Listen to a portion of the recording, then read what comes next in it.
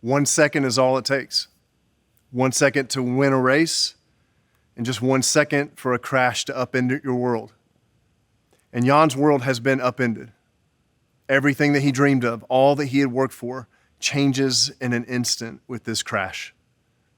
Jan survives the crash, but he sustains serious injuries. But the worst news that he receives while recovering is that a spectator was killed when he crashed, and he's devastated.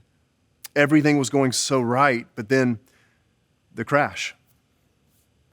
Have you ever had a moment in your life where unexpected loss or maybe an unexpected hurt or some unexpected pain was thrown on you? You ever had a moment in your life where you were chasing after the right things, but then a crash derailed it all?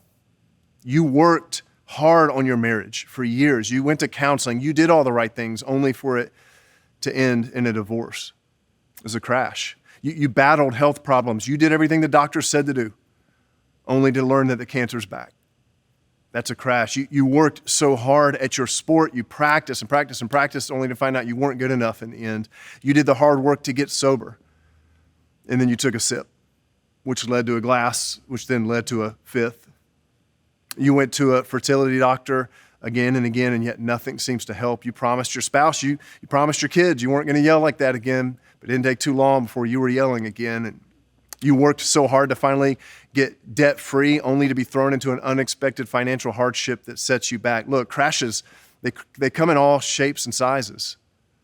And one of the things I absolutely love about the Bible is just how honest and raw and real it is about life.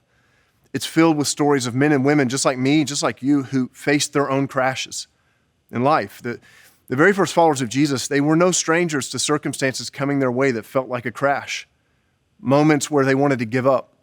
In fact, one of the very first followers of Jesus, he gives voice to this feeling in a letter that he wrote to some other Christians. His name was Paul, and this is what he wrote in 2 Corinthians chapter 4. Listen to what he said. He said, "We are pressed on every side by troubles." That's a crash. He says, "We are perplexed."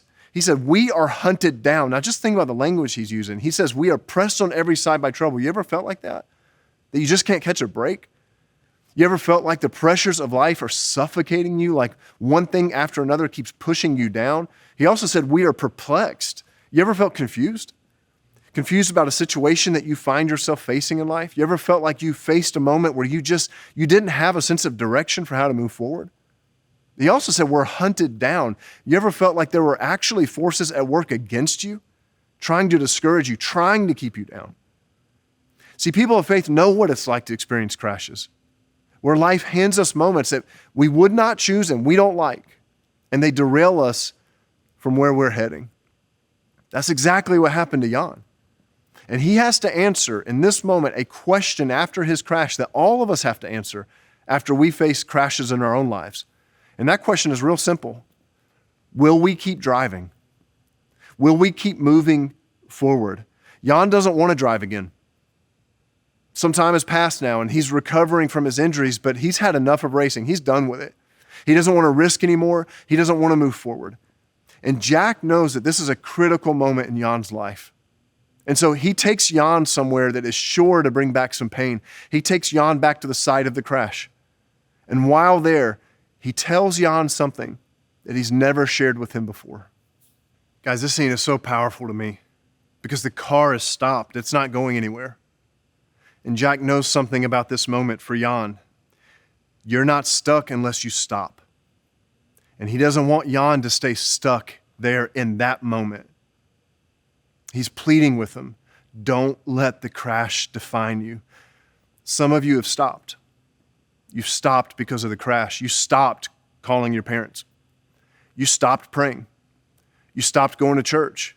You stopped taking care of your body. You stopped trying new things. You stopped trying to connect with your spouse. You stopped.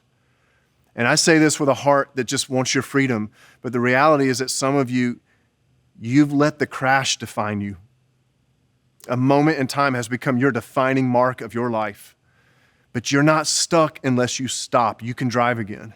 You can move forward with the power of God. Well, how do we do that? How do we move forward? Actually, the same passage I read earlier is the key. Because I only read you one half of that passage earlier. Here it is in its entirety. Listen closely to this. Paul said, "We are pressed on every side by troubles." Remember we saw that. but we're not crushed. We're perplexed, but we're not driven to despair. We are hunted down, and listen to this, but never abandoned by God. You've never been abandoned by God. No crash you've experienced in life has been the result of God's absence. And some of you so badly need to hear that, because some of you, it's felt like the crash was a result of God punishing you and turning his back on you. In fact, some of you, and this breaks my heart to say, but it's just reality, some of you were told by others who claim to be speaking on God's behalf that the crash that you experienced was God's doing. But Paul, in this passage we read, says that the crushing moments of life, the despair we feel at times, the crashes we face, God has never once abandoned us. And then Paul goes on a few verses later and says this. He says, that's why we never give up. We keep driving. We keep moving forward. We get behind the wheel again, because our present troubles are small and will not last very long, and yet they produce for us a glory that vastly outweighs them and will last forever. So we don't look at the troubles that we can see now. Rather, listen to this, we fix our gaze on what cannot be seen. For the things that we see now will soon be gone, and the things we cannot see will last forever. See, Paul, he puts our crashes in perspective of eternity, in perspective of a much larger story that God is writing in our lives.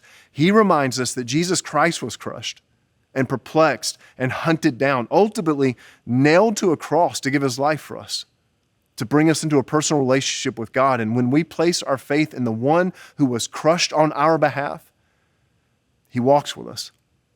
And he gives us what we need in order to walk through the crashes of our life without being crushed. Because he's with us, and he has an eternal plan for us that places our crashes in context of a greater story that God is writing in our lives. Will you drive again? Or will you let the crash define you, keeping you from moving forward in faith? That's the question for you to answer. Ultimately, that's the question that Jack poses to Jan as he stretches out his hand, offering him the key to the car. It's the question that Jan has to answer for himself. Will he drive again, or will he stop? Is he going to let the crash define him for the rest of his life, or will he move forward? So Jan makes his choice. The crash happened, but it's not going to define him.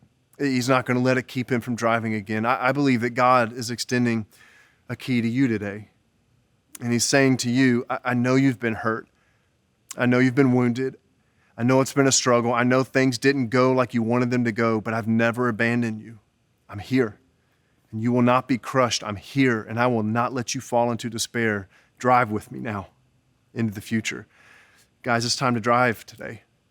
It's time to drive again. I know the relationship fell apart, and you haven't talked to your parents in years. It was a crash, but today, make the call.